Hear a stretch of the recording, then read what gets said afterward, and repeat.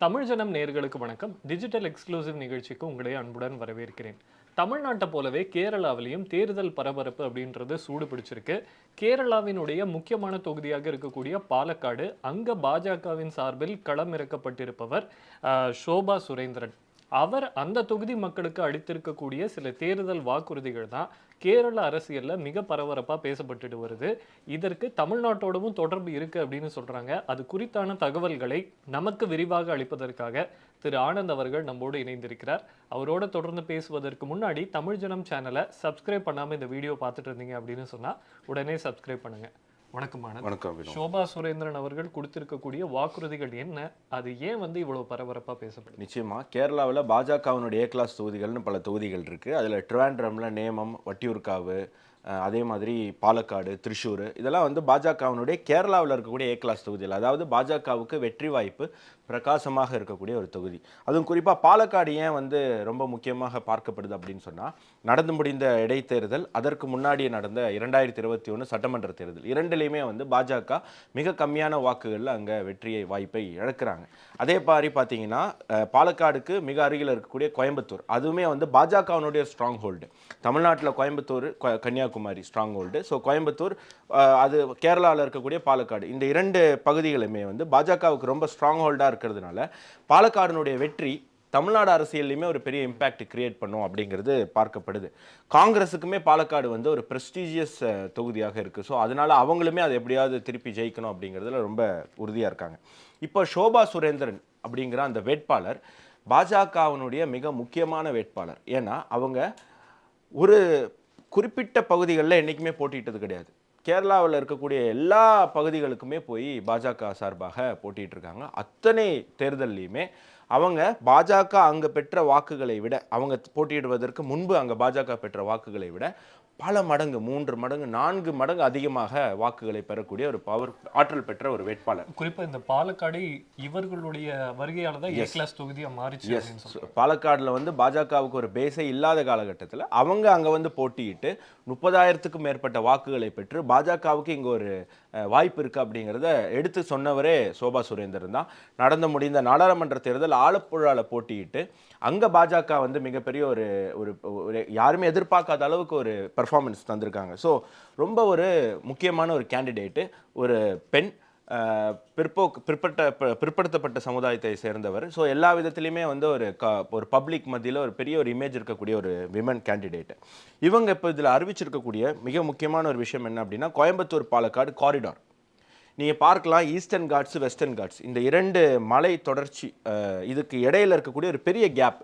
ஆதி காலத்திலிருந்து இந்த பாதை வந்து ட்ரேடுக்கு பயன்படுத்தப்பட்டிருக்கு. ஆனால் கோயம்புத்தூர் நல்லா டெவலப் ஆகிருக்கு.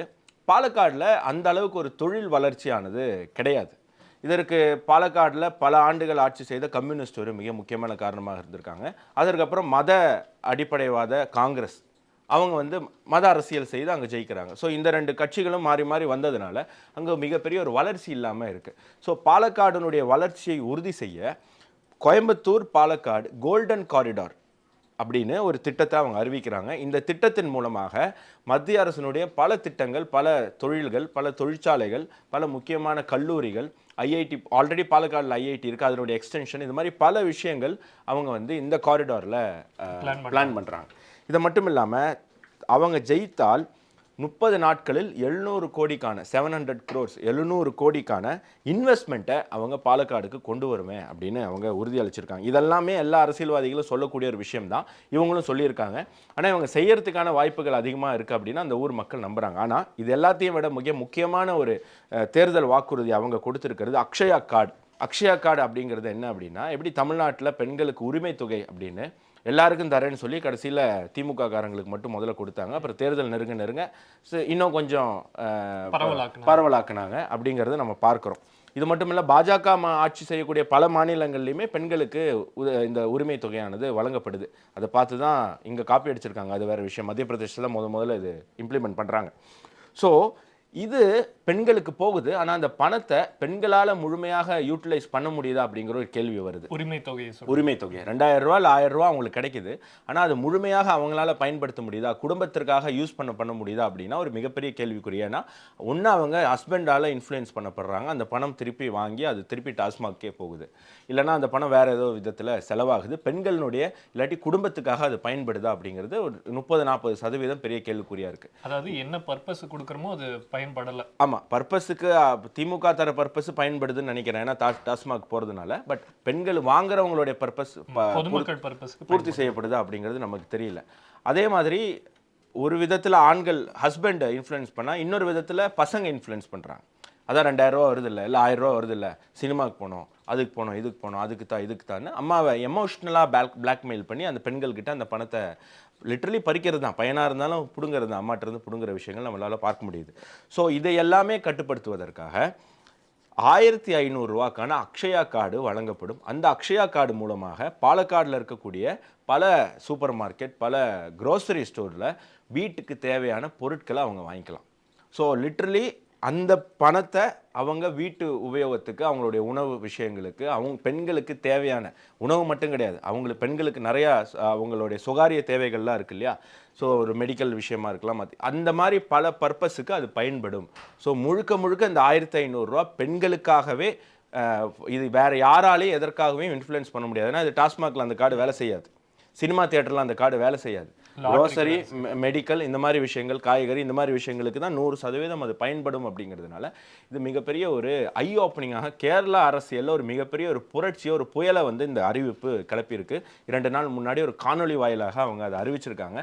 மிகப்பெரிய ஒரு எதிர்பார்ப்பு பாலக்காடு மக்கள் மத்தியில் அது எழுந்திருக்கு. இன்னொன்று, இது சாத்தியமா அப்படிங்கிற கேள்வி நிறைய பேர் எழுப்புறாங்க. இது சாத்தியம்னு அவங்க சொல்கிறாங்க. ஏன்னா அவங்க தற்பொழுது பாஜகவினுடைய மகிழா சமன்வய சமிதி, அதாவது இந்தியா முழுக்க இருக்கக்கூடிய 12 பெண்கள் அமைந்த ஒரு குழு, அது பாஜகவினுடைய மிக முக்கியமான குழு. பெண்களுக்கு மத்தியில் பணி செய்யக்கூடிய பாஜகவினரை ஒருங்கிணைக்கக்கூடிய ஒரு குழு. அந்த குழுவில் இவங்க மட்டும்தான் தேர்தலில் ஜெயிக்காத ஆளாக இருக்காங்க. 10 முறை இவங்க போட்டிட்டு இருக்காங்க. அதில் பல முறை வந்து 2வது இடத்துல மிக வெற்றிக்கு நெருக்கமாக வந்து போயிருக்காங்க. வெற்றி வர முடியல, கேரளாவினுடைய சூழ்நிலை அப்படி. மீதி இருக்கக்கூடிய 11 பேரும் எம்எல்ஏ, எம்பி, மேயர், அரசு பதவிகளில் இருக்கக்கூடிய பாஜக உறுப்பினர்கள். ஸோ அவங்களுடைய தொகுதிகளில், அவங்களுடைய ஊரில் அவங்க இந்த மாதிரி திட்டங்களை சின்ன ரேஞ்சில் இம்ப்ளிமெண்ட் பண்ணியிருக்காங்க. அதனுடைய ஒரு சக்ஸஸ் ஸ்டோரி எடுத்துகிட்டு வந்து தான் அது இங்கே இம்ப்ளிமெண்ட் பண்ண போகிறதா. நான் ஒன்றும் வாய் புளித்ததோ மாங்காய் புளித்ததோ அப்படின்னு பேசலை, என்னால் பண்ண முடியும் அப்படிங்கிறத அவங்க உறுதி செஞ்சுருக்கிறதுனால இந்த திட்டம் பாலக்காடில் இருக்கக்கூடிய வாக்காளர்கள் மத்தியில், குறிப்பாக பெண்கள் மத்தியில் மிகப்பெரிய ஒரு எதிர்பார்ப்பை உருவாக்கியிருக்கு. பாலக்காடு தொகுதி பாஜகவினுடைய வெற்றியை அதிகரிச்சிருக்கு அப்படின்னு சொல்லப்படுது. ஸோ இது வந்து கேட்கும்போதே ரொம்ப ஆம்பிஷியஸான ஒரு திட்டமாக தோணுது. ஏன்னா திமுக அப்படின்ற ஒரு கட்சி தமிழ்நாடு முழுக்க சொன்ன ஒரு விஷயத்த ஒரு எம்எல்ஏ கேண்டிடேட் அவங்க தொகுதிக்கு என்னால் பண்ண முடியும் அப்படின்னு சொல்கிறாங்க. ஸோ இது மக்கள்கிட்ட என்ன மாதிரியான ஒரு எதிர்பார்ப்பை ஏற்படுத்தியிருக்கு, இது வந்து தேர்தலில் பாஜகவுக்கு சாதகமாக முடியுதா அப்படின்றத பொறுத்திருந்து பார்க்கலாம். மற்றொரு நிகழ்ச்சியில் சந்திப்போம். நன்றி, வணக்கம். இது போன்ற சுவாரஸ்யமான புது தகவல்களை தெரிஞ்சுக்க தமிழ் ஜனம் சேனலை உடனே சப்ஸ்கிரைப் பண்ணிக்கோங்க.